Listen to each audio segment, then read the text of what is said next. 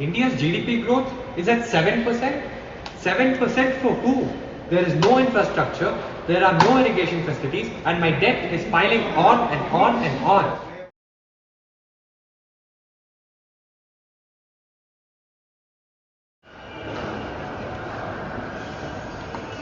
7% growth. Time to upgrade my car.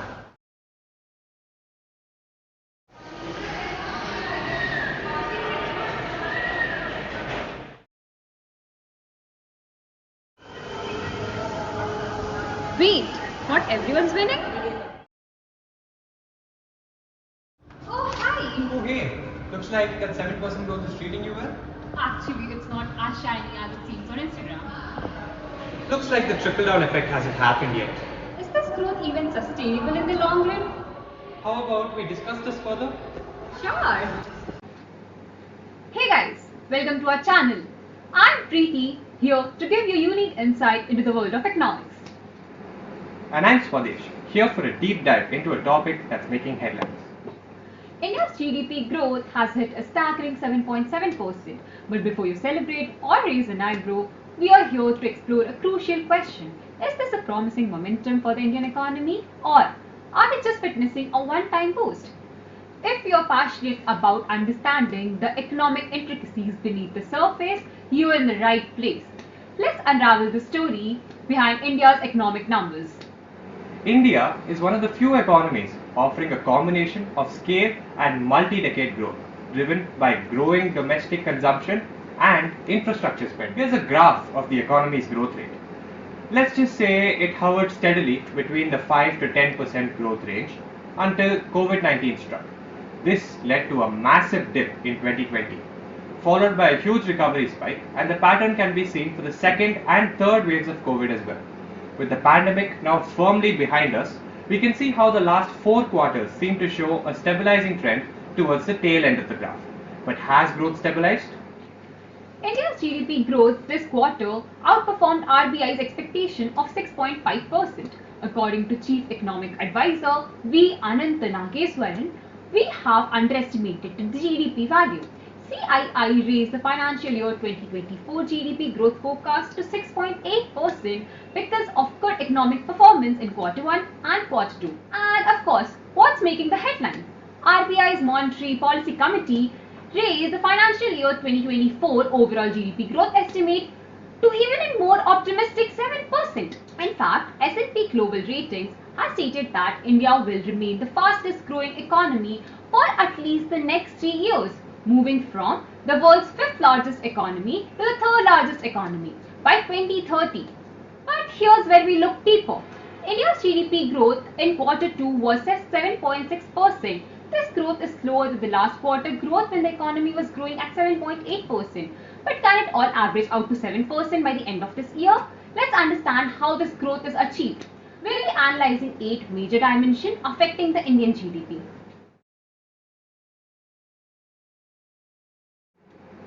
Let's begin by investing our time into the first dimension of the economy, investment. Okay, specifically capital investment.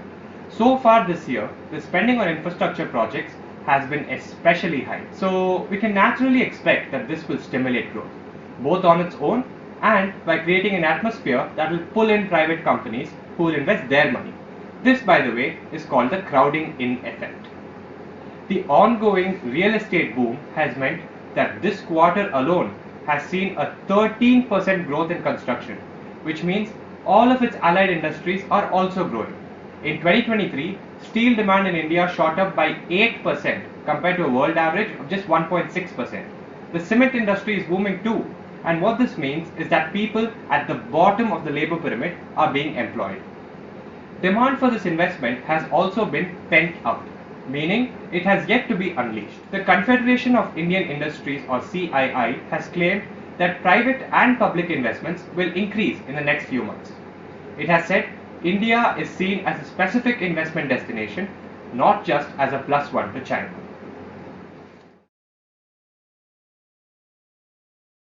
Coming to the second dimension, the manufacturing sector, which contributes roughly 18% of the GDP. This is where India is truly putting the pedal to the metal and accelerating away. manufacturing has remained in the expansion zone for the last year and a half. Combine this with the fact that input price inflation has remained relatively low, which implies a stable and healthy expansion of the sector. Here's a fun fact. India is the world's second largest manufacturer of mobile phones. The government's Make in India initiative has incentivized manufacturing extensively within the country, and the Production Linked Incentive Scheme provides incentives and subsidies for producing goods locally to 13,000 crores just this year alone. Let's focus on three major dimensions benefiting from the scheme: electronics, automobiles, and pharmaceuticals. Firstly, electronic manufacturing and exports in India have seen a huge boost recently. However, our electronics import from abroad have risen by 13% this year alone, leading to a widening trade deficit despite increased local production. Secondly, automobile sales in India have risen 18% just this quarter, and the demand for personal car and two-wheeler has reached new highs. Third, the pharma industry. It has seen positive growth despite pandemic-induced supply chain disruption. The landscape, however, is not as rosy as it seems. The increased economic activity and the ease of obtaining funding have meant that companies have started to load up on privately placed debt. While this helps fuel our expansion, ensuring debt sustainability is also important. To quote the economist F.A. High, the best way to avoid busts is to avoid the booms that cause them.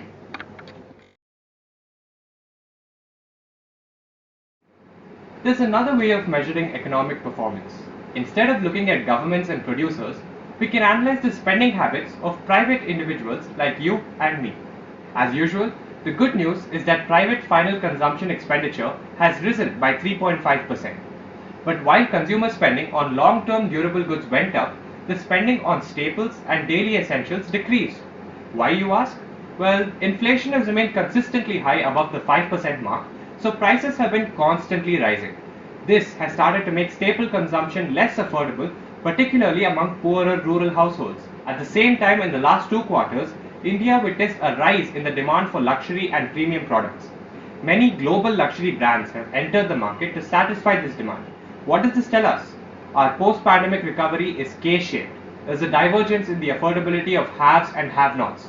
To top it all off, household borrowings have reached 5.8% of the GDP, which is the highest since 2006. Why are people taking so many loans, and will they be able to repay them? These questions genuinely affect the sustainability of long-term economic growth, especially in rural areas where the inflation is higher than in urban areas, and more needs to be done to increase consumption demand. Speaking of rural, let's now look at the agricultural sector. There's not a lot of good news here. For starters, growth in agriculture has remained slow at 1.2% this quarter.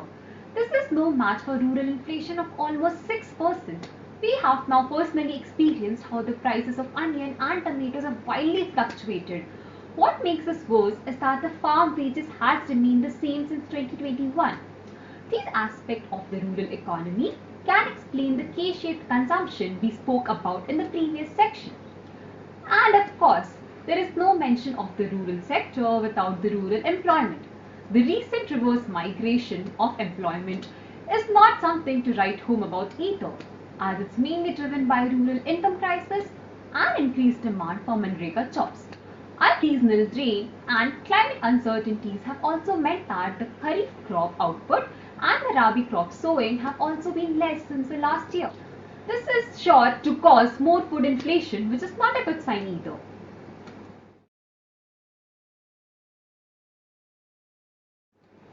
Let's move onward to the sector where our money is, the service sector.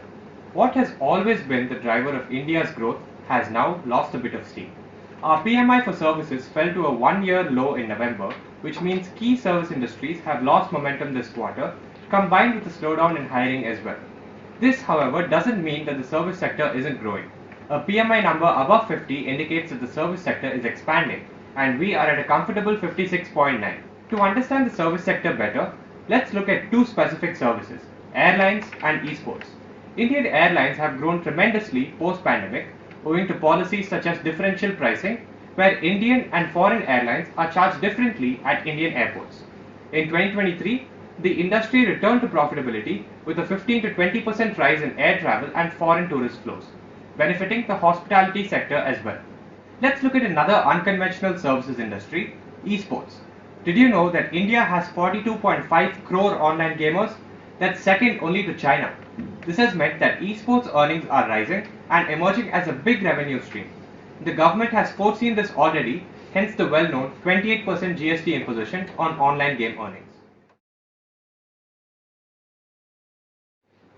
A reflection of slowing global economic condition can be seen in India's reducing outward FDI.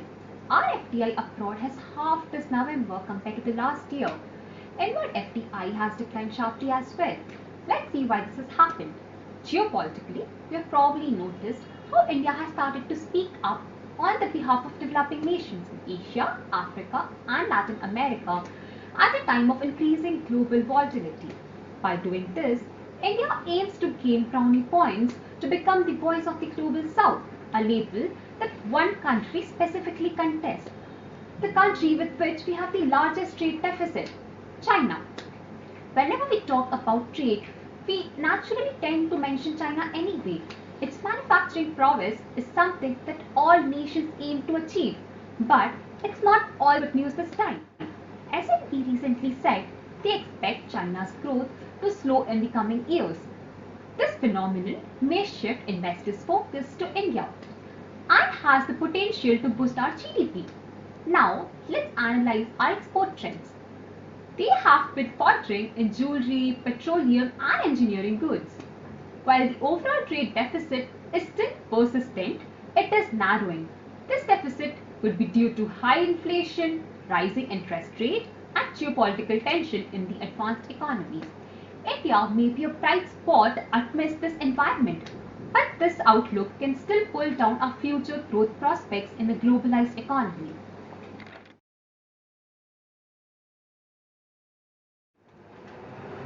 You all may have heard that RBI has kept the rates unchanged.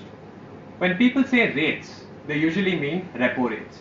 In its Monetary Policy Committee, the RBI has maintained that high repo rates tend to keep inflation in check. Ours is already high at 6.5%, and the inflation rate is currently 5% and reducing, but it's not at the RBI target level of 4%. RBI will only cut rates once the target inflation rate is reached. The Apex Bank of India has also been increasing its regulatory duties recently, and it has been extending corporate governance laws to NBFCs and cooperate banks to regulate them and enforce good corporate governance standards. Lastly, the recent growth in India's industrial sector can be attributed to a rise in credit. Industrial credit has been growing in double digits since mid 2022, and this can be attributed to the fact that medium and large industries are trying to reduce their dependence on the volatile equity markets. Essentially, businesses are still optimistic and ready to expand.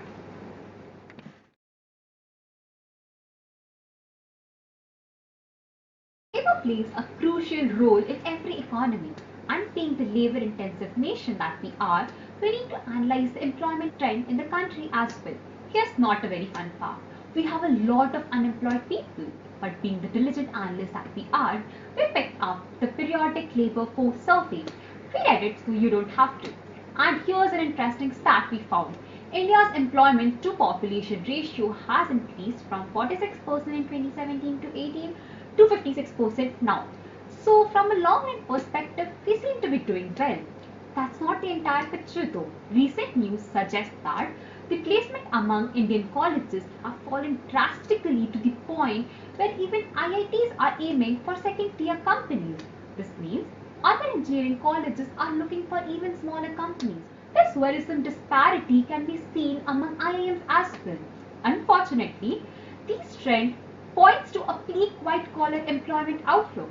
It's probably wise to wait and watch until the global economic condition improve to see whether this has a real impact in the meantime.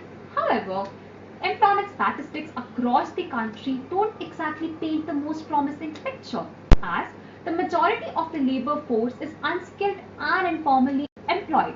To fix this, the president of the CII proposed an employment incentive plan, which basically does to employment what PLI does to manufacturing. It will use incentive to boost employment. The government's focus on skill development also need to expand. We have four major questions to be answered at this juncture.